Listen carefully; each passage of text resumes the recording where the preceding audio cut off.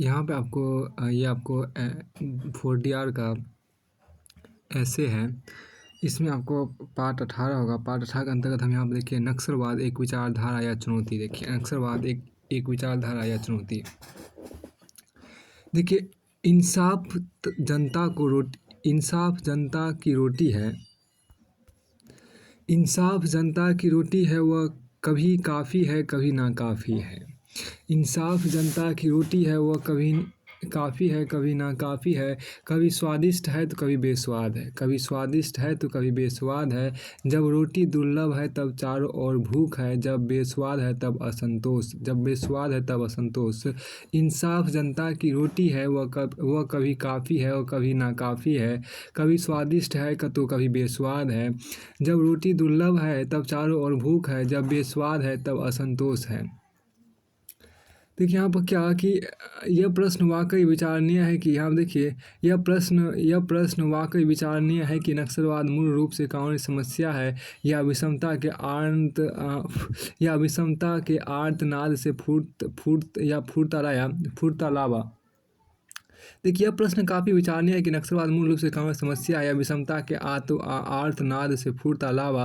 विचारों को एक बड़ा धरा जहाँ नक्सलवाद को आतंकवाद जैसी गतिविधियों जोड़कर इस देश की आंतरिक सुरक्षा के लिए सबसे बड़ी चुनौती मानता है, तो दूसरा धरा इसे सामाजिक आर्थिक राजनीतिक विषमताओं का दमन दोहन अन्याय की पिरास उपजा एवं सतत विद्रोह समझकर इसका पक्ष पोषण करता है। हाँ अब हमने उठा ली है। देखिए हाँ अब हमने उठा ली है तुम्हारे खिलाफ बंदूक, तुम जो समझते हो तमंचों की भाषा, तुम जो समझते हो तमंचों की भाषा, लो धाएं धाएं धाएं।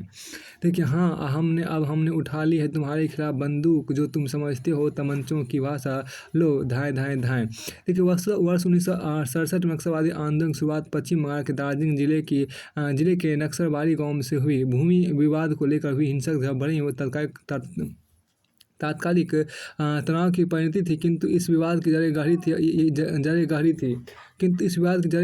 यही वजह है कि स्थानीय रूप से शुरू हुआ यह आंदोलन धीरे धीरे देश के बड़े हिस्से में फैल गया। उस समय नक्सलबाड़ी की अर्थव्यवस्था का मुख्य आधार चाय की खेती थी।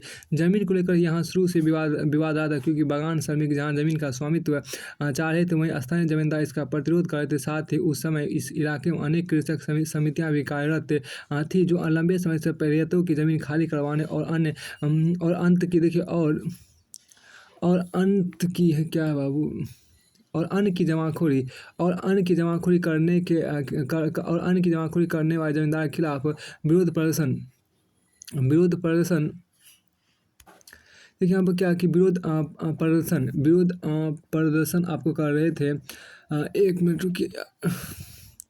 विरोध प्रदर्शन कर रहे थे, कहाँ चला गया यार। देखिए यहाँ पर क्या कि विरोध प्रदर्शन कर रहे थे। आपको ज़मीन को लेकर शुरू हुआ या देखिए ज़मीन को लेकर यहाँ शुरू से विवाद रहा था, क्योंकि बागान श्रमिक जहाँ ज़मीन का स्वामित्व चाह रहे थे वहीं स्थानीय जमींदार इसका प्रतिरोध कर रहे थे। साथ ही उस समय इस इलाके में अनेक कृषक समितियाँ भी कार्यरत थी, जो लंबे समय से रैयतों की जमीन खाली करवाने और अन्न की जमाखोरी करने वाले जमींदार के खिलाफ विरोध प्रदर्शन कर रही थी। धीरे धीरे यह आंदोलन उग्र होता चला गया और विरोध का माध्यम अधिक हिंसक हो गया। इसी बीच आपको हिंसक झड़प में एक पुलिस वाले की मौत हो गई, जिसके प्रत्युत्तर में पुलिस ने भीड़ पर गोली चला दी। परिणाम स्वरूप आंदोलन पूर्णतः हिंसक हो गया था। किसान नेताओं ने हथियार उठाने का फैसला किया। मूलतः भूमि के असमान वितरण से जुड़ा एक हिंसक आंदोलन देश के अन्य भागों में भी फैला था। नक्सलवाद शुरू होने के कारण इस विचार को नक्सलवाद था, इससे जुड़े कार्यकर्ता को नक्सली कहा गया। देखिए विचारधारा के स्तर पर देखें तो नक्सलवाद का संबंध वामपंथ और इसके समर्थक मुख्यतः चीनी साम्यवादी नेता माओ से तुंग रूसी क्रांतिकारी नेता लेनिन के विचारों से प्रेरणा प्राप्त करते थे। भारत नक्सलवाद को शुरुआती स्तर पर संगठित करने वाले चारों मजूमदार था कानू सान्याल जैसे नेता भी वामपंथी संगठनों से ही संबंध थे। गौरतलब है कि भारत नक्सलवादी आंदोलन का समर्थन चीन की कम्युनिस्ट पार्टी ने भी किया था। कोई भी सामाजिक राजनीतिक आंदोलन निर्वात में उत्पन्न नहीं होता, बल्कि यह किसी ऐतिहासिक वंचना अथवा तत्कालीन परिस्थितियों से उपजे असंतोष का परिणाम होता है। हाँ, इतना अवश्य है कि इस प्रकार उत्पन्न किसी आंदोलन के स्वरूप, उद्देश्य अथवा साधन अवश्य विकृत हो जाते हो सकते हैं। किंतु इससे वो आधार कमज़ोर नहीं होता जिसकी वजह से कोई परिवर्तनकारी आंदोलन जन्म लेता है। गृह मंत्रालय के उग्र वामपंथ प्रवाह के अनुसार मुख्यतः छत्तीसगढ़, झारखंड, ओडिशा, बिहार, पश्चिम बंगाल, आंध्र प्रदेश, तेलंगाना, महाराष्ट्र, मध्य प्रदेश, उत्तर प्रदेश देश में नक्सल प्रभावित राज्य हैं। गौरतलब है कि भारत में नक्सलवादी आंदोलन के समर्थकों में मुख्य रूप से आदिवासी तथा दलित शामिल है। अतः स्वाभाविक रूप से इनसे जुड़ी समस्याएं नक्सलवाद के उद्भव के महत्वपूर्ण कारक रहे होंगे। भारत में दलित और आदिवासी मिलकर देश की लगभग एक चौथाई जनसंख्या का एक चौथाई जनसंख्या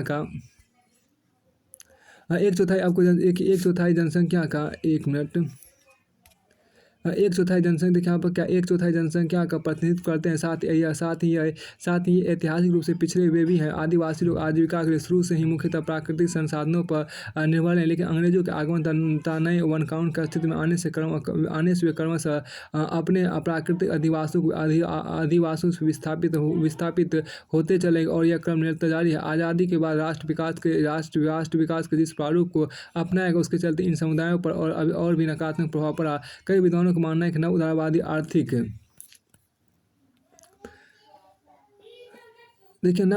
आर्थिक विकास के मॉडल ने सरकार की नीतियों को निर्णायक रूप से बदलकर मशीनीकरण को बढ़ावा दिया और अर्थव्यवस्था को निर्यातोन्मुख बनाने तथा संसाधनों के अधिकतम दोहन पर बल दिया, जिसका वंचित तबकों पर प्रतिकूल प्रभाव पड़ा। फिर भूमि का असमान वितरण ने इस समस्या को और गंभीर बना दिया। हालांकि आज़ादी के बाद देश में भूमि सुधार कानून लागू किया गया, किंतु व्यावहारिक स्तर पर यह बहुत कामयाब नहीं रहा। नक्सली आंदोलन से सहानुभूति रखने वाले बुद्धिजीवी तर्क देते हैं कि विकास के वर्तमान मॉडल ने आदिवासियों के अस्तित्व पर ही संकट खड़ा कर दिया। आदिवासी वाले क्षेत्रों में खनिज संसाधनों के खनन के चलते आदिवासी समुदाय न केवल अपने मूल स्थान से विस्थापित होकर दूसरे स्थान पर जाने के लिए विवश हैं, बल्कि प्रवासन के बाद दूसरे राज्यों में चले जाने के बाद उस राज्य में उनका एसटी दर्जा भी समाप्त हो जाता है, क्योंकि भारतीय संविधान के अनुसार अनुसूचित जाति या जनजाति को राज्य के आधार पर वर्गीकृत किया जाता है। इस तरह जबकि उन्हें विशेष संरक्षण मिलना चाहिए, वे अपनी मूलभूत सुविधाओं से भी वंचित हो जाते हैं। इसके खनन इत्यादि गतिविधियों से इन क्षेत्रों का पारिस्थितिकी संतुलन भी बिगड़ गया है, जिसके चलते इन समुदायों के समक्ष जीवन जीने की चुनौती उपस्थित हो गई। इन सब बातों से इतर पहाड़, नदी, जंगल इत्यादि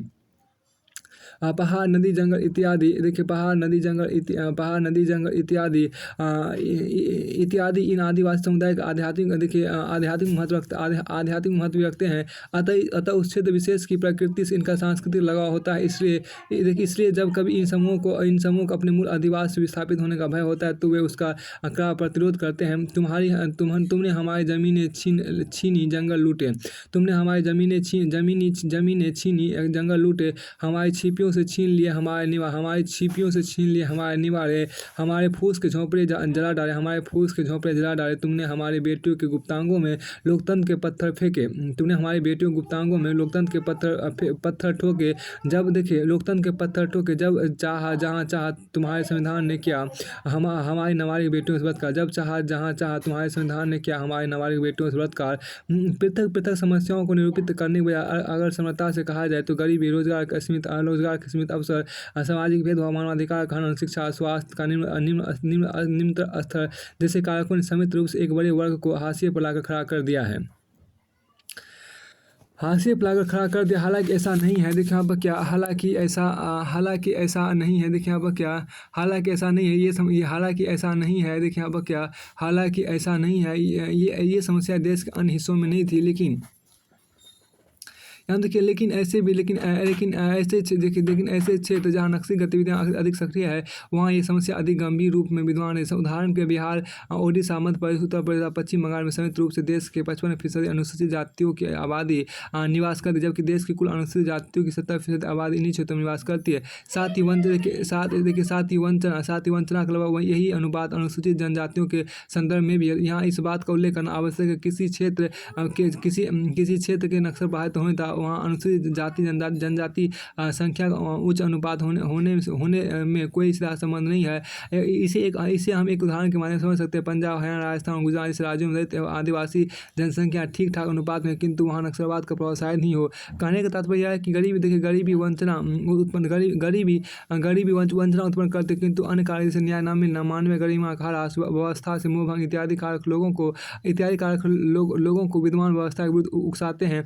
नक्सली आंदोलन को ताकि ठहराने वाले लोग कहते हैं कि अत्यधिक दबाव में जी रहे इन वर्गों को जब विशेष सरकारी शासन की आवश्यकता थी, तब उल्टे इन्हें सरकारी असहयोग का सामना करना पड़ा। इस प्रकार शासन का जो शून्य उत्पन्न हुआ उससे नक्सलियों ने भरा, साथ ही उन्हें शोषितों का समर्थन भी प्राप्त हुआ। उदाहरण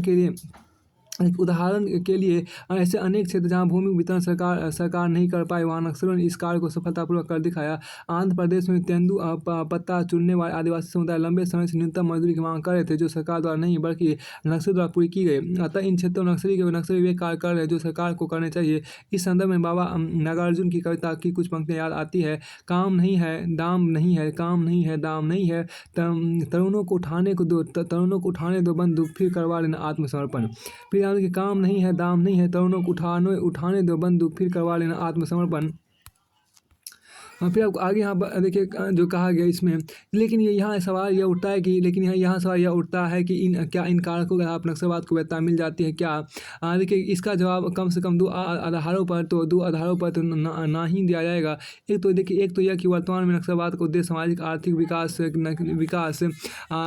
विकास न होकर बंदूक के बल पर सत्ता हथियाना हो गया है। आए दिन स्कूलों, सड़कों, पुलिस थानों और अस्पतालों को बम से उड़ाकर विकास कार्यों में उत्पन्न गतिरोध इसी के प्रमाण है। दूसरा यह कि अपनी बात मनवाने के लिए नक्सलियों द्वारा जिस हिंसक तरीके को चुना गया है, वर्तमान संदर्भ में उसका कतई समर्थन नहीं किया जा सकता। विशेषकर तब जब देश के संविधान में इस बात का प्रावधान है कि देश की जनता लोकतांत्रिक तरीके से वर्तमान सरकार को हटा सकती है। यहाँ पर इस खोखले तर्क को भी समझ लेना आवश्यक होगा कि ये वंचित वर्ग इतने जागरूक और संगठित नहीं है। जागरूक और संगठित नहीं है कि वे लोकतांत्रिक तरीके से अपने पक्ष में परिवर्तन करा सके। एक बार के वंचित वर्गों के संदर्भ में यह बात सही हो भी सकती है, किंतु इनके हितों के प्रतिनिधित्व का दावा करने वाले नक्सलियों के संदर्भ में नहीं, क्योंकि जो नक्सली संगठन इतने बड़े क्षेत्र में हिंसक आंदोलनों को संगठित कर सकता है, 4 दशकों तक राज्य के विरुद्ध सशस्त्र संघर्ष कर सकता है, नागरिकों समेत पुलिस तथा अर्धसैनिक बलों की हत्या कर सकता है, कई क्षेत्रों में आपको समानांतर सरकार चला सकता है, वह जागरूकता के अभाव में संसाधनहीनता का बहाना कैसे बना सकता है? जाहिर है नक्सलवाद का मूल उद्देश्य अब हिंसा के बल पर सत्ता हथियाना हो गया है और सामाजिक आर्थिक वंचना के नाम पर वह उस हिंसा को वैध मान रहा है। यही वजह है कि धीरे धीरे नक्सलवाद के समर्थन का आधार सिमटता जा रहा है। प्रमुख नक्सली संगठन एवं उनके नेता अब निजी हितों से संचालित होकर कार्य करने लगे हैं और लोगों को भ्रमित करके नक्सलियों की भर्ती कर ले। साथ ही महिला और बच्चों की जबरन भर्ती और उनका यौन शोषण नक्सली आंदोलन के विद्रूप स्वरूप को दर्शाते हैं। इतना ही नहीं, शोषितों और वंचितों के हित में काम करने का दावा करने वाले नक्सली संगठन जबरन वसूली करने के साथ साथ भूमिहीनों और दलितों तक की हत्या करने लगे हैं।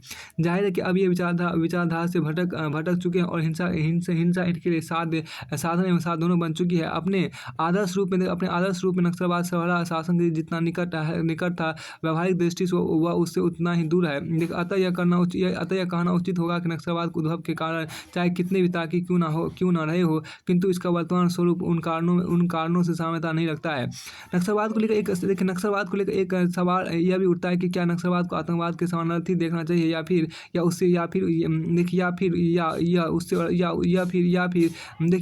उससे अलग है। अगर पारंपरिक परिभाषा के आधार पर समझा जाए तो आतंकवाद उसे कहते हैं जो हिंसा और भय के बल पर राजनीतिक परिदृश्य बदलना चाहते हैं। इस दृष्टिकोण से नक्सलवाद भी आतंकवाद की तरह ही लगता है, लेकिन नक्सलवाद इस परिभाषा इस रूप में भिन्न है कि वह कोरे आतंक की बजाय सामाजिक आर्थिक बदलाव की भी मांग करता है। इसलिए इसे आतंकवाद से अलग मानना चाहिए। हालांकि एक तथ्य यह भी है कि भारत सरकार ने विधि विरुद्ध विधि विरुद्ध क्रियाकलाप निवारण अधिनियम 1967 के तहत नक्सली संगठनों को आतंकी संगठन घोषित किया हुआ है। सैद्धांतिक स्तर पर नक्सली आंदोलन वर्ग संघर्ष की सार्वभौमिक अवधारणा के आधार पर संचालित होता रहा है, किंतु कई राज्यों में यह वर्ग की अपेक्षा जातीय संघर्ष का अधिक निकट है। बिहार में नक्सलवाद का स्वरूप इसका एक अच्छा उदाहरण है। कहा जाता है कि बिहार में नक्सलवाद जाति के पहिए पर सवार होकर आया। कुंवर सेना, ब्रह्मसी सेना, रणवीर सेना, रोलिक सेना इत्यादि जाति आधारित संगठन थे। हालांकि एक बात यह भी है कि यहाँ वर्ग और जाति का अंतर बहुत महीन था, जिस कारण यह संघर्ष का स्वरूप जाति के इर्द गिर्द घूमता रहा। अतः यह कहना उचित होगा कि वर्ग संघर्ष की सार्वभौमिक अवधारणा के बाद इसमें स्थानीय की भिन्नता बनी रही। देखिए जहाँ सरकार कानून व्यवस्था बनाए रखने के नक्सली हिंसा को पुलिस और अर्धसैनिक बलों के माध्यम से दबाने का प्रयास कर रही है, वहीं विकास कार्यों को भी नक्सल प्रभावित क्षेत्रों तक पहुंचाने का प्रयास कर रही है। कैसे? देखिए वैसे सुरक्षा के स्तर पर 2005 में नक्सलियों के विरुद्ध अंतर्राज्यीय संयुक्त कार्यबल का गठन किया गया। इसके अतिरिक्त केंद्रीय सशस्त्र बल के साथ नक्सलियों के गुरिल्ला युद्ध से लड़ने के लिए विशेष रूप से प्रशिक्षित की गई cobra commando battalion for resolute action team भी इस कार्य में संलग्न है। राज्य पुलिस बलों के आधुनिकीकरण के लिए एमपीएफ योजना तथा सुरक्षा व्यय के लिए आपको SRI योजना चलाई जा रही है। फिर समय समय पर ऑपरेशन स्टीप लचेज और ऑपरेशन ग्रीन हंट जैसे विशेष एक्शन प्लान भी संचालित किए गए हैं। इसके अलावा आपको सलवा जुडूम जैसे संगठनों ने भी स्थानीय रूप में नक्सलियों का हिंसक प्रतिरोध किया। देखिए दूसरी तरफ सरकार नई विकास योजनाएं भी संचालित कर रही है। भारत सरकार ने मनरेगा राष्ट्रीय पुनर्वास तथा पुनर्स्थापन नीति के तहत आपको सामाजिक आर्थिक वंचना को कम करने का प्रयास किया। तो अनुसूचित जनजाति एवं अन्य पारंपरिक वन निवासी 2006 जैसे कानूनों के माध्यम से आदिवासी समुदायों के पारंपरिक अधिकारों को सुरक्षित रखने का भी प्रयास किया। इसके अलावा अनेक राज्य सरकारें विकलांगकारी कार्यों एवं नक्सली चुनौती के संदर्भ में विशेष कार्यक्रम संचालित कर रही है। उदाहरण के लिए बिहार सरकार आपके द्वारा ASDWAR योजना के माध्यम से नक्सल प्रभावित क्षेत्रों में कल्याणकारी योजनाओं का तेजी से क्रियान्वयन कर रही है। इसके अतिरिक्त केंद्र सरकार तथा विभिन्न राज्य सरकारें उन क्षेत्रों तक सड़क, बिजली, स्वास्थ्य, शिक्षा आदि इत्यादि मूलभूत सुविधाएं पहुंचाने का प्रयास कर रही है। सबसे बढ़कर आपको पेशा मतलब क्या panchayat extension to the schedule area PESA PESA कानून 1996 के माध्यम से अनुसूचित क्षेत्रों तक पंचायती राज व्यवस्था को पहुंचाकर निर्णय निर्माण की प्रक्रिया में उनकी भागीदारी को बढ़ाया गया है।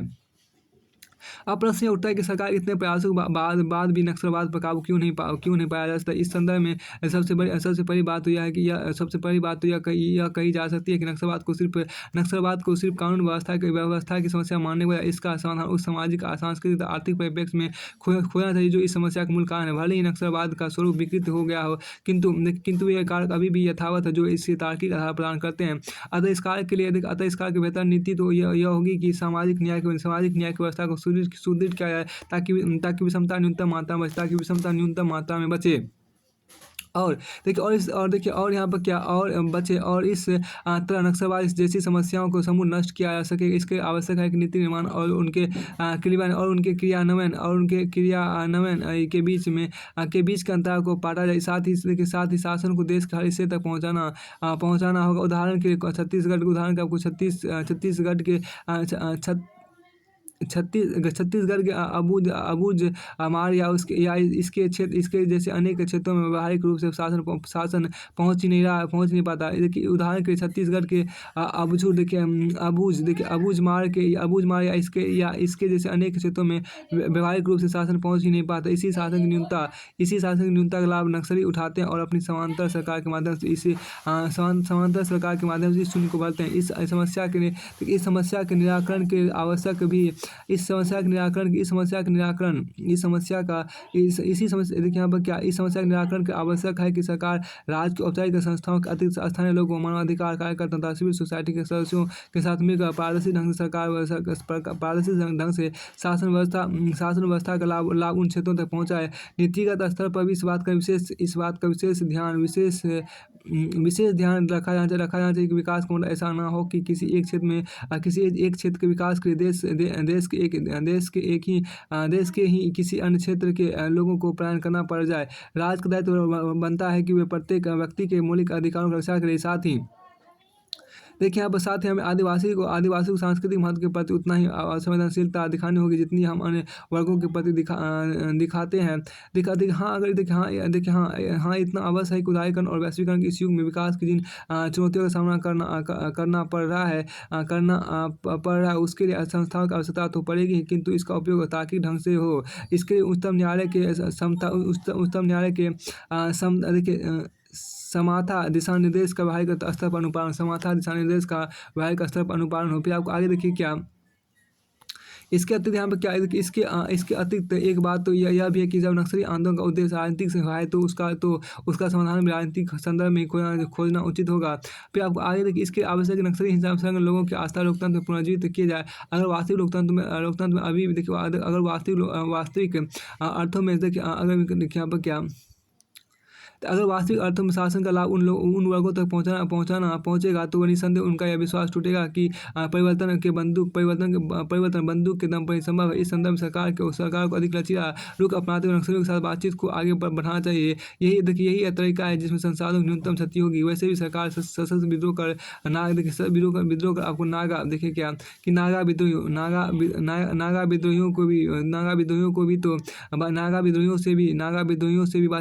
से भी तो बातचीत करती है। इसी प्रकार कई मौके पर सरकार जम्मू कश्मीर आदिवासियों को भी बातचीत के लिए आमंत्रित करती रही है। इस बात का कोई कारण नहीं दिखता कि नक्सली समस्या का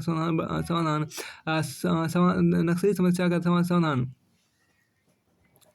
देखिए नक्सली समस्या का समाधान बातचीत के माध्यम से ना खोजा जाए। देखिए यहाँ पर क्या है कि इसलिए इस बात का कोई कारण नहीं दिखता कि नक्सली समस्या का समाधान बातचीत के माध्यम से ना खोजा जाए। लेकिन अतः निष्कर्ष रूप में यही कहना उचित होगा कि राज्य को प्रति हिंसा का उपयोग वहीं तक करना चाहिए जहाँ तक कानून व्यवस्था को सुचारू संचालन के लिए ऐसा करना आवश्यक है। देखिए साथ ही सरकार को उन्हीं नक्सली संगठनों के प्रति कठोरता उन्हें देखिए यहाँ पर क्या उन्हीं नक्सली संगठनों के प्रति कठोरता भी दिखानी चाहिए जो हिंसा के माध्यम से विकास के कार्य को बाधित कर रहे हैं, किंतु प्रक्रिया के माध्यम से आपको नक्सली समस्या किंतु प्रति हिंसा के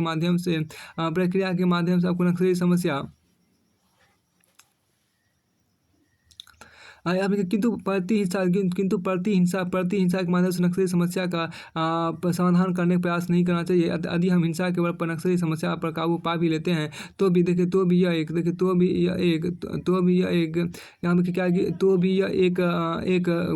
भारी कीमत चुका कर ही देगा होगा इसलिए समावेशी विकास का मॉडल शासन में प्रत्येक वर्ग की भागीदारी इस समस्या का तार्किक एवं व्यवहारिक समाधान है। फिर आगे यहाँ पर कहा गया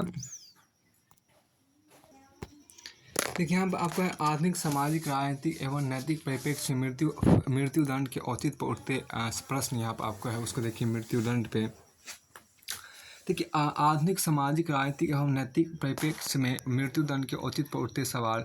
देखिए मृत्युदंड मानव समाज में आदिम काल से लेकर आज तक उपस्थित है। देखिए ईसा पूर्व 18वीं सदी के हम्बुराबी की विधान संहिता ईसा पूर्व 14वीं सदी की हिट्टाइट संहिता ईसा पूर्व 7वीं शताब्दी में एथेंस के डेक्रोनियन कोड एवं 5वीं सदी के रोमन कानून में भी मृत्युदंड का विधान था। प्राचीन भारत में भी कौटिल्य के अर्थशास्त्र से लेकर अशोकायन स्रोतों में मृत्युदंड का उल्लेख मिलता है। लेकिन यह प्रश्न अक्सर उठाया जाता है कि आधुनिक विश्व जो सामाजिक रूप से सहिष्णु राजनीतिक रूप से उदार एवं नैतिक रूप से अधिक संवेदनशील होने का दावा करता है, वही मृत्युदंड जैसा दंड विधान उचित है अतः अनुचित। देखिए आधुनिक विश्व में मृत्युदंड की विवेचना क्रम में इन सामाजिक एवं नैतिक भाषाओं पर ध्यान देना होगा। साथ ही यह भी निर्धारित करना होगा कि किस प्रकार के राजनीतिक हालात इस बहस के पक्ष या विपक्ष में एक तर्क के रूप में अपनी उपस्थिति दर्ज कराते हैं। इस प्रक्रिया में मृत्युदंड पर राजनीतिक चिंतकों द्वारा पक्ष एवं विपक्ष में दिए गए विचार एवं उन वैचारिक आयामों के औचित्य और प्रभाव को वर्तमान संदर्भों में समझकर ही हम इस जटिल प्रश्न के उत्तर की ओर बढ़ सकते हैं। तो यहाँ पर देखिए कि आधुनिक विश्व की बात करें तो एमनेस्टी इंटरनेशनल रिपोर्ट के अनुसार अब तक 101 देशों ने मृत्युदंड की व्यवस्था पर प्रतिबंध लगा दिया। इनमें से फिजी, मेडागास्कर और सुरिनाम तो इसी वर्ष ऐसा किया है। साथ ही 33 देश ऐसे भी हैं जहाँ पिछले वर्षों में एक भी मृत्युदंड नहीं दिया गया था। अमेरिका के 19 राज्यों ने भी मृत्युदंड पर प्रतिबंध लगाया। लेकिन देखिए यहाँ पर क्या 40 से अधिक ऐसे देश हैं जहाँ आज भी मृत्युदंड दिया जाता है। इनमें मुख्य है चीन, पाकिस्तान, भारत, संयुक्त राज्य अमेरिका, इंडोनेशिया और अरब देश। यहाँ देखिए यहाँ यह ध्यान देने की बात है कि 50% अधिक देशों में मृत्यु दर पर निषेध है, लेकिन विश्व की 60% जनसंख्या उन देशों में निवास करती है जहाँ मृत्यु दर सामान्य बात है। मृत्यु दर के समर्थन में प्रतिकारवादी से लेकर उपयोगितावादी तक दिए जाते हैं। प्रतिकारवादी तर्क मुख्यतः प्रतिशोध से संचालित होता है। इसके अनुसार अपराधी ने जघन अपराध करके स्वयं को मृत्युदंड का भागी बनाया है। इसके मूल में यह तर्क है कि दंड अपराध के अनुपात में दिया जाने वाला दंड अपराध के अनुपात में दिया जाना चाहिए, क्योंकि जघन अपराध की कमतर सजा तार्किक रूप से छोटे अपराध, जघन अपराध, भूलवश हुए अपराध और सुनियोजित अपराध के मध्य के अंतर को समाप्त कर देती है, जिसके परिणाम स्वरूप समाज एवं कानून पर विश्वास प्रभावित होता है। इसी इमैनुअल कांट का स्वतंत्र संकल्प का सिद्धांत है। इसके अनुसार प्रत्येक व्यक्ति का संकल्प स्वातंत्र से युक्त है एवं वह जानता है कि समाज के पक्ष में वह जिस तरह के निर्णय लेता है, समाज उसके संबंध वैसा ही निर्णय करता है। इस सिद्धांत में यह बात निहित है कि समाज में हत्या ऐसे जघन अपराध करने वाला व्यक्ति समाज में से भी मृत्युदंड जैसे निर्णय की ही उपेक्षा रख सकता है। उपयोगितावादी दर्शन तो अधिकतम व्यक्तियों के लिए अधिकतम सुख के आदर्श को स्वीकार करता है। मैं भी मृत्युदंड के पक्ष में तर्क दिए गए देखिए उपयोगितावादी दर्शन जो अधिकतम व्यक्तियों के अधिकतम सुख के आदर्श को स्वीकार करता है। मैं भी आपको मृत्युदंड के पक्ष में तर्क दिए गए। पहला तो यह मृत्युदंड आपराधिक कृत्यों को दोहराने की संभावना को समाप्त कर देता है। दूसरा यह कि दंड की भयावहता समाज में निवारक प्रभाव भी छोड़ती है। और आपराधिक तत्व हतोत्साहित यहाँ देखिए क्या कि हतोत्साहित होते हैं। हाँ, तो उत्साहित तो होते हैं। देखिए क्या कि यहाँ भी यह जुड़ा जाना आवश्यक है कि देखिए यहाँ यह भी जुड़ा जाना आवश्यक है कि निवारक कार्य महज इस अर्थ में नहीं देखा जा सकता है कि अपराध तत्काल रूप से कम हुआ अथवा नहीं, अपितु यह भी उतना ही महत्वपूर्ण है कि मृत्युदंड को अपराध की गंभीरता कम करने वाले कारकों की उपस्थिति में कमतर सजा में बदला जा सकता है। देखिए यह सत्य अपराधी को सुरक्षा एजेंसियों का सहयोग करने या आपराधिक कार्यों में शामिल अन्य अपराधियों को पकड़वाने एवं आपराधिक योजनाओं का भंडाफोड़ करने में सहयोग देने के लिए प्रेरित करती है। मृत्युदंड के अभाव में यह संभावना समाप्त हो जाती है एवं सुरक्षा एजेंसियों का कार्य और दुष्कर हो जाता है, जिससे अंततः संपूर्ण समाज अधिक सुरक्षित हो जाता है। देखिए अब उपयोगितावादी दर्शन में यूँ तो प्रतीकात्मक दंड के तरीकों का समर्थन नहीं किया था, पर बेंथम जैसे कुछ उपयोगितावादी विचारकों ने प्रतिशोधात्मक दंड की भी वकालत की है। इनका मानना है कि मृत्युदंड जैसे प्रतिशोधात्मक दंड समाज को यहाँ पर क्या कि देखिए समाज को प्रतिहिंसा का सुख देते हैं। भारत सहित कई देशों ने न्यायालय द्वारा मृत्युदंड देते हुए समाज की सामूहिक चेतना को संतुष्ट करने के तर्क में इसी सिद्धांत की गूंज सुनाई देती है। इस आधार देखिए यहाँ पर इस प्रकार यह सामाजिक सुख में वृद्धि करता है। देखिए यहाँ प्रबोधनवाद से जुड़ी 17वीं शताब्दी के प्रमुख दार्शनिक जॉन लॉक ने भी मृत्युदंड के पक्ष में यह तर्क दिया है कि व्यक्ति के पास तो प्राकृतिक अधिकार हुए तभी तक हैं जब तक वो राज है कि नियमों का दायित्व का निर्वाह करता है। चूंकि जीवन का अधिकार भी इन्हीं में से एक है, इसलिए कानून के अंतर्गत मृत्युदंड दिया जाना अजायज है। मृत्युदंड के पक्ष में एक तर्क जिसे जापानी मनोविश्लेषकों द्वारा अधिकाधिक तौर पर पोषित माना जाता है, यह है कि इससे समाज में यह धारणा पुष्ट होती है कि बुरे के साथ बुरा और अच्छे के साथ अच्छा अंततः अच्छा ही होता है। तमाम सामाजिक समस्याओं से जूझ रहे समाजों में यह सिद्धांत व्यक्ति को सकारात्मक एवं धैर्यवान बनाता है। देखिए आधुनिक समय में जबकि आर्थिक परिस्थितियाँ एवं कारक भी समाज की नैतिकता तय करने में एक महत्वपूर्ण भूमिका निभाते हैं, आर्थिक पक्ष को भी एक तर्क के रूप में प्रस्तुत किया जाता है। तर्क यह है कि विकासशील देशों में मृत्युदंड सस्ता उपाय होने की वजह से दूसरे दंड जिसमें सरकार एवं जनता को भारी आर्थिक बोझ उठाना पड़ता है, इससे बेहतर है। मृत्युदंड के विरोध में भी उतने ही तर्क हैं जितने कि उसके समर्थन में। धार्मिक आधारों पर देखें तो प्रत्येक मानव धर्म दया का संदेश देता है। जैसे जैन और बौद्ध धर्म अहिंसा के सिद्धांत पर आधारित है, तो वहीं इस्लाम में क्षमा और शांति का संदेश है। देखिए ईसाईयत भी क्षमा एवं दुर्जनों से भी प्रेम, ईसाईयत ईसाइत भी क्षमा एवं दुर्जनों से भी प्रेम को महत्वपूर्ण सिद्धांत मानती है। अतः सभी नैतिक रूप से मृत्युदंड के जैसे हिंसक एवं विध्वंस दंड के विरुद्ध में खड़े दिखाई देते हैं। अनेक साहित्यकारों ने मृत्युदंड से जुड़े नैतिक प्रश्नों पर गहराई से विचार किया। महान रूसी उपन्यासकार दोस्तोयेव्स्की ने स्वयं मृत्युदंड की भयावहता को बहुत नज़दीक से महसूस किया। जब उनको दिया गया मृत्युदंड अंतिम क्षण में रोक दिया गया था, तो वह भयावहता उनके उपन्यास द इडियट के चरित्र प्रिंस मिस्किन के द्वारा अभिव्यक्त होती है। जब वह यह कहता है कि व्यक्ति की मृत्यु की तिथि और समय स्पष्ट कर देना, कोई उम्मीद ना छोड़ना और उसे धीरे धीरे मृत्यु की ओर बढ़ने को मजबूर कर देना सबसे क्रूर कृत्य है और हत्या से भी अधिक जघन्य है, क्योंकि कम से कम हत्या में सब कुछ अचानक होता है। देखिए आप उसी प्रकार विक्टर हुगो का भी मानना था कि पुरातन समाज में 3 स्तंभ अंधविश्वास, निरंकुशता एवं क्रूरता पर टिका था। देखिए यहाँ पर क्या उसी प्रकार आपको विक्टर हुगो का भी मानना था कि पुरातन समाज 3 स्तंभ अंधविश्वास, क्रूरता एवं निरंकुशता पर टिका था। अंधविश्वास और निरंकुशता की तो विदाई हो गए, अंधविश्वास और निरंकुशता की तो विदाई हो गई, परंतु मृत्युदंड के रूप में क्रूरता का जना शेष है। 18वीं शताब्दी चिंतक एवं उन्मूलनवादी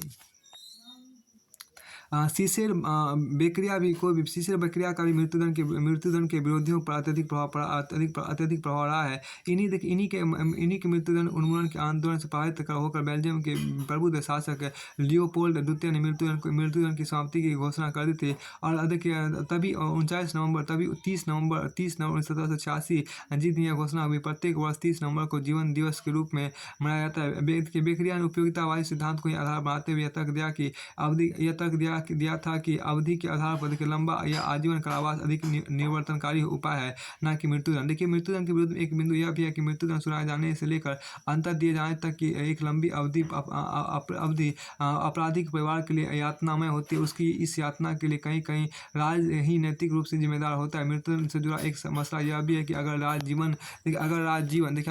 जीवन दे नहीं सकता, तो फिर जीवन समाप्त करने का उसे क्या अनैतिक अधिकार है। मृत्युदंड का प्रतिक्रिया वाले चरित्र इसे बदले की भावना से संचालित होने के लिए बात करता है, जिसे एक नैतिक समाज की संकल्पना में सहयोगी मानना, साध और साधन में संबंध मानने से इनकार करना है। साथ ही क्रूरता और नग्न हिंसा की वैधानिक उपस्थिति समाज को भी अधिक क्रूर बनाती है तथा दंड व्यवस्था की पूरी नैतिक संकल्पना पर भी प्रश्न लगा देती है। मृत्युदंड का विचार करते हुए हमें यह याद रखना होगा कि अनेक कानून एवं नियमों से संचालित होने के बाद भी प्रत्येक मानवीय कृत्य की तरह ही इसमें भी भूल की एक संभावना शेष रहती है। साथ ही न्याय प्रणाली व्यक्तियों के समूह से ही निर्मित होती है, जिसके अपने पूर्वाग्रह और विचार हो सकते हैं, जो तमाम अव्यक्तिगत कानूनों के पश्चात निर्णय को प्रभावित करने की क्षमता रखते हैं। यह देखिए यह न सिर्फ मृत्युदंड को लेकर राज्य के स्वेच्छाचारी व्यवहार की संभावना की ओर ध्यान आकर्षित करता है, अपितु कानून द्वारा प्रतिपादित नैतिक सिद्धांत भले ही हजार दोषी छूट जाए, परंतु एक भी निर्दोष को दंड नहीं मिलना चाहिए का भी उल्लंघन करता है। आतंकवाद जैसी समस्याओं को उभरने के बाद और उन्हें समाज में कुछ धार्मिक और जातिगत समूह से जोड़ने की कोशिशों के बीच न्यायकर्ता पर पड़ने वाला दबाव एवं उनके सामूहिक चेतना की मांग पर क्रूरतम दंड दिए जाने के परिणाम से पूरी तरह इनकार नहीं किया जाता। ऐसे मृत्युदंड पर नैतिक उहापों और गहरा जाता है। आगे यहाँ पर है एक महत्वपूर्ण प्रश्न जिसे मृत्युदंड के विरोधियों द्वारा समाज के समक्ष उठाया जाता है, वह यह कि देखिए यहाँ पर क्या वह यह कि अपराधी क्या अकेले और स्वतंत्र रूप से जिम्मेदार होता है। फ्रॉयड ने मनोवैज्ञानिक कारणों जिन पर व्यक्ति का न्यूनतम हस्तक्षेप होता है को अपराध का मुख्य स्रोत बताया है। इसी प्रकार मार्क्स ने भी सामाजिक राजनीतिक स्थितियों जिनके मूल में उत्पादन प्रणाली और उससे उपजी शक्ति संरचना कार्य कर रही होती है को अपराधी को अपराध की ओर प्रवृत्त करने का दोषी माना है। यहाँ देखिए ऐसे में क्या देखिए यहाँ पर क्या ऐसे में प्रश्न उठना वाजिब ही है क्या अपराधी को कठोरतम दंड देकर समाज अपने दोष से छुटकारा पाने का असफल प्रयास नहीं करता, और क्या यह प्रयास नैतिक रूप से स्वयं एक अपराध की श्रेणी में नहीं आता। इस पूरी बहस से जुड़ी नैतिक चर्चा ने पूरे विश्व मृत्युदंड पर चल रही संवैधानिक और कानूनी चर्चाओं को भी प्रभावित किया है। उपरोक्त नैतिक एवं सामाजिक आयामों पर चर्चा के उपरांत मृत्युदंड से जुड़े राजनीतिक आयामों को समझे बिना किसी निष्कर्ष किसी निष्कर्ष पर पहुंचना जल्दबाजी होगी। यदि भारत की बात करें तो लोकसभा में 1949 में पहली बार मृत्युदंड के विरोध में प्रस्ताव पेश किया गया, जिसे सरदार पटेल ने ठुकरा दिया। 1979 में विधि आयोग ने मृत्युदंड के मूल में प्रतिशोध की भावना को मुख्य न मानकर निष्ठुर अपराधियों के प्रति रोष को इसका मुख्य आधार माना था। ध्याता है कि वर्ष 1955 से पूर्व हत्या के लिए मृत्युदंड दिया जाना आम नियम था एवं आजीवन कारावास सजा के पीछे कारण स्पष्ट करने होते थे। वह 1955 के बाद मृत्युदंड से संबंधित कानूनों में किए गए संशोधन के पश्चात स्थिति बिल्कुल उलट गई एवं मृत्युदंड देते समय इसके कारणों का उल्लेख करना अपरिहार्य कर दिया गया। इसके अलावा भारतीय दंड संहिता में धारा 303 इकलौती धारा थी जिसमें मृत्युदंड आपको अनिवार्य दंड के रूप में उपस्थित था, लेकिन 1983 में उच्चतम न्यायालय ने मैथ्यू बनाम पंजाब राज्य के बाद इसे असंवैधानिक ठहरा दिया। इसे असंवैधानिक आपको ठहरा दिया। अब भारतीय दंड संहिता की धारा 302 के अंतर्गत ही विरलों में भी विरलतम अपराध साबित होने पर मृत्युदंड दिया जा सकता है। विरलों में भी विरलतम वाक्यांश भी न्यायपालिका एवं समाज में गंभीर बहस का विषय रहा है। फिर निष्कर्ष रूप में हमें यह समझना होगा कि आधुनिक समाज राजनीतिक एवं नैतिक परिप्रेक्ष्य में मृत्युदंड को लेकर कई विचार तो है, लेकिन कोई सरल निष्कर्ष नहीं है। ऐसे में इस मुद्दे पर कमजोर बहस नहीं अपितु और महत्वपूर्ण हो जाती है। हो जाती है। एक और भारतीय उच्चतम न्यायालय द्वारा प्रतिवादित बिरलों में भी विरलतम नियम मृत्युदंड को आतंकवाद, राष्ट्रद्रोह एवं विवश बलात्कार एवं हत्या और जैसे कुछ जघन्य अपराधों तक सीमित करता है। तो दिसंबर 2008 में संयुक्त राष्ट्र संघ में स्वीकार किए गए प्रस्ताव अनुसार तात्कालिक तौर पर केवल मृत्युदंड के स्थगन की प्रकार करते हुए भविष्य में उचित परिस्थितियों के होने पर मृत्युदंड के पूर्ण उन्मूलन की आशा व्यक्त की गई है। इसके साथ समाज को कुछ और भी कदम उठाने की आवश्यकता है। उदाहरण के तौर पर आपको 21 जनवरी 2014 को भारतीय उच्चतम न्यायालय मृत्युदंड प्राप्त 15 अपराधियों की सजा को यह तर्क देते हुए उम्र कैद में बदल दिया कि सरकार द्वारा दया याचिका को असीमित समय तक लटकाए कर रखना एक क्रूर निर्णय है। मृत्युदंड को आजीवन कारावास में बदलने का वाजिब आधार यह सीख मृत्युदंड से जुड़े दूसरे क्रूर कारकों की समीक्षा करने पर बात करती है। इसके अलावा मृत्युदंड को कम से कम अमानवीय एवं हिंसक बनाने की भी करनी होगी। देखिए, मृत्युदंड की रिपोर्ट को सार्वजनिक करना, दंड को अधिक से अधिक पीड़ारहित रखना एवं आपराधिक मनोवैज्ञानिक आध्यात्मिक एवं पारिवारिक संबल पाने में सहायता करना मृत्युदंड को बरकरार रखते हुए दंड प्रणाली के मानवीय पक्ष को दृढ़ करने में सहायक होगा। मृत्युदंड से जुड़ी बहस अपराधी के साथ ही खत्म नहीं हो जानी चाहिए, अपितु अपराध को लेकर समाज की नैतिक जिम्मेदारी पर भी बहस होनी चाहिए। आतंकवाद एवं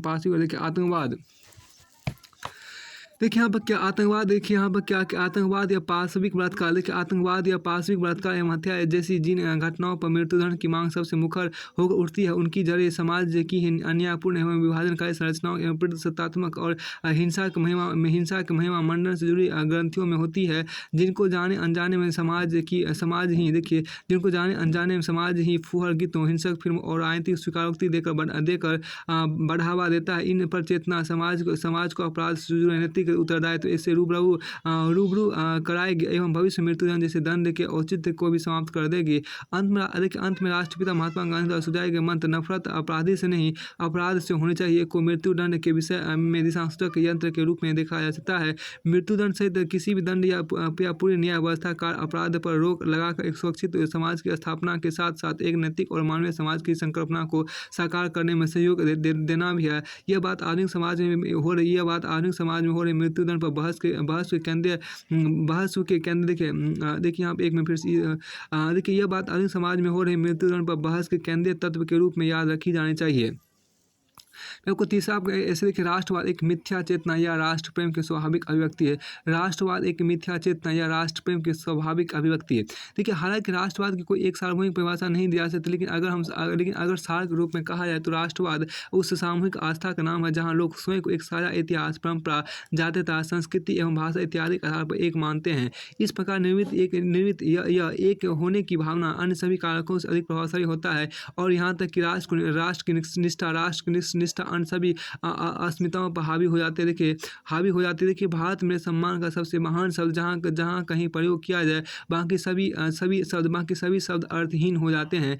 वस्तुतः एक भौगोलिक क्षेत्र के अंदर निवास करने वाले समुदायों में कई स्तरों पर भिन्नता होती है, जैसे धार्मिक, वर्गीय यहाँ देखिए जैसे धार्मिक वर्गीय भाषा इत्यादि देखिए, लेकिन विभिन्न आधारों पर निर्मित हुए एक होने की भावना राष्ट्रीयता की पहचान को अन्य सभी पहचानों पर आरोपित कर देती है। अधिकांश विचारकों ने राष्ट्रवाद के विश्लेषण राजनीतिक आर्थिक परिप्रेक्ष्य में किया है।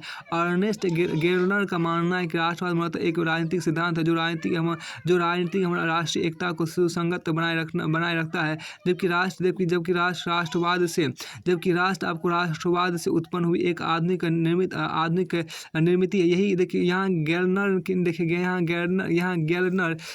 एक तरह से राष्ट्र के गढ़े जाने की ओर संकेत कर रहे हैं। अर्थात राष्ट्र एक स्वाभाविक प्रक्रिया का परिणाम नहीं, बल्कि तत्कालीन आर्थिक राजनीतिक उद्देश्य की पूर्ति के लिए इस तरह के समूहीकरण